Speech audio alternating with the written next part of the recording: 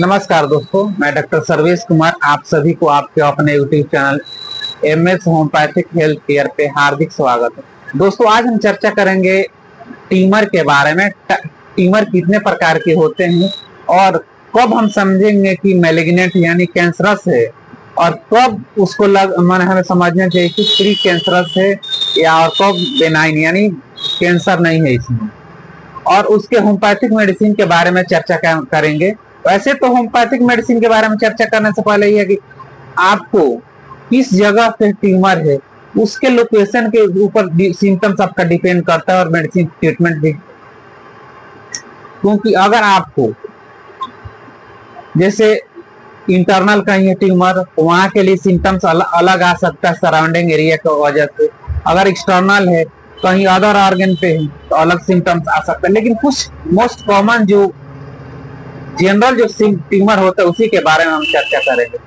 तो दोस्तों, और होम्योपैथिक आपको कैसे हेल्प कर सकता है इस ट्यूमर में, उस पर भी हम चर्चा करेंगे। कुछ होम्योपैथिक मेडिसिन के बारे में हम बात करेंगे। तो दोस्तों, ट्यूमर जो होता है एक एबनॉर्मल ग्रोथ हो जाता है।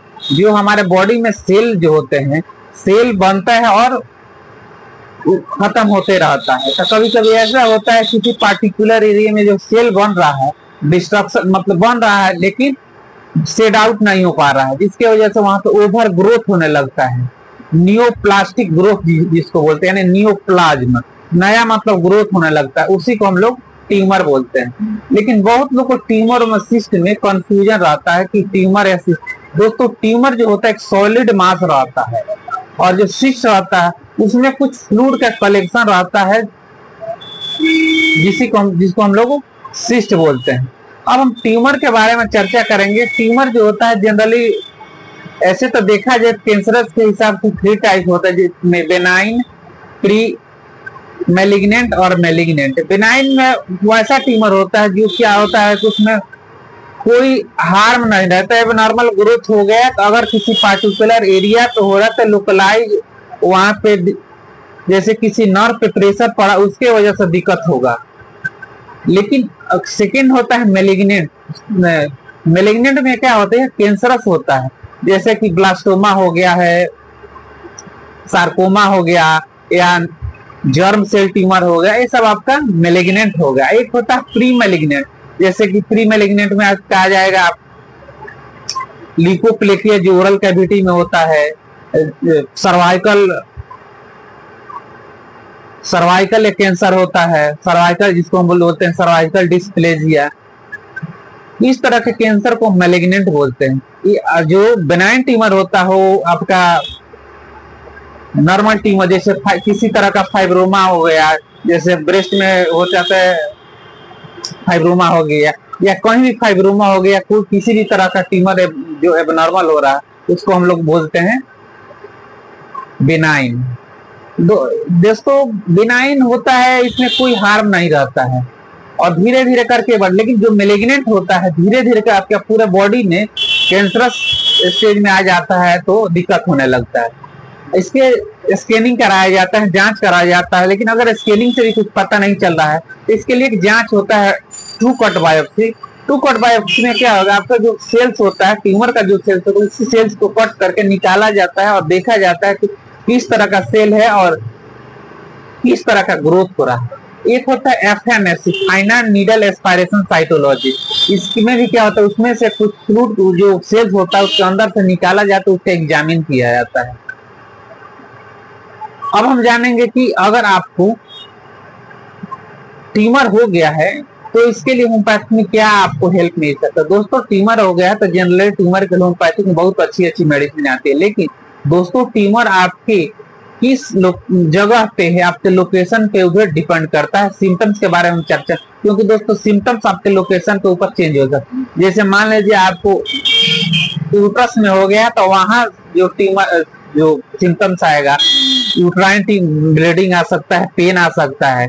अगर आपके लंग्स में आएगा तो लंग्स का अलग सिम्टम्स आ सकता है। अगर आपको ब्रेस्ट में है तो ब्रेस्ट का अलग साइन एंड सिम्टम्स आ सकता है। तो आपके लोकेशन अगर बाहों पे है तो नर्व पे प्रेशर पड़ेगा तो नर्व नमने से या झिंझिनाहट आ सकता है। ये सब अलग अलग सिम्टम्स आ सकता है। तो कुछ हम होम्योपैथिक मेडिसिन के बारे में चर्चा करेंगे जो ट्यूमर में बहुत अच्छा वर्क करती है। जैसे अब मान लीजिए जहां तक आपको ट्यूमर होगी तो उसमें आपको जनरल ट्रीटमेंट लेना होगा।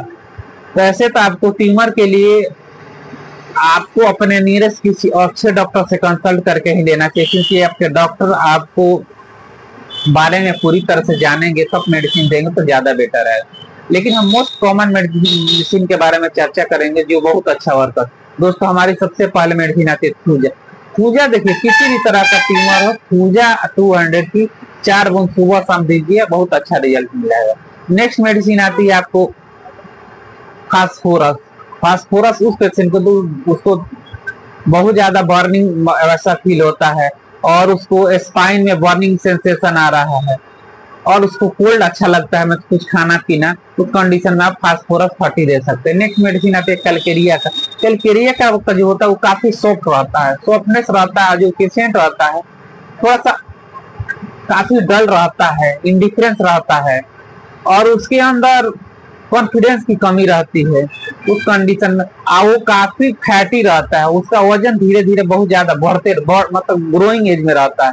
उस कंडीशन में आप कैलकेरिया का 30 या 200 की 4 बूंद सुबह शाम दे सकते हैं।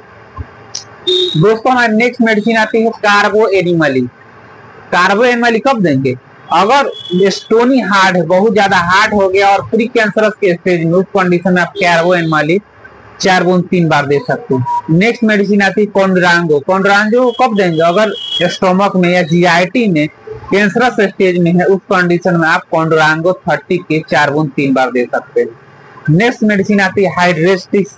हाइड्रेस्टिस देंगे उस कंडीशन में कैंसरस स्टेज में है, उसमें से स्टिकी डिस्चार्ज हो रहा है, उसमें आप मदर टिंचर भी दे सकते हैं और डाइल्यूशन में 200 में भी दे सकते हैं, 4 बूंद सुबह शाम। नेक्स्ट हमारी मेडिसिन आती है कलकेरिया फ्लोर। कलकेरिया फ्लोर बहुत ज्यादा हार्डनेस से पेलनेस से, उस कंडीशन में कलकेरिया फ्लोर 4 बूंद 4 गोली 3 बार दे सकते हैं। इसके अलावा दोस्तों होम्योपैथी में बहुत सारी मेडिसिन है ट्यूमर के लिए और बहुत तरह का ट्यूमर भी होता है, लेकिन एक जनरल नॉलेज के लिए हम ट्यूमर के बारे में चर्चा करती है। लेकिन अगर आपको पार्टिकुलर किसी एरिया में ट्यूमर हो गया है तो उसके लिए आपको किसी अच्छे डॉक्टर से कांटेक्ट करके परामर्श लेकर उनसे ट्रीटमेंट ले रहे हैं तो आपका जो ट्यूमर है हमेशा के लिए धीरे धीरे करके डिजॉल्व हो जाएगा। तो दोस्तों उम्मीद है कि वीडियो अच्छा लगा, अगर अच्छा लगा तो लाइक कीजिए और इस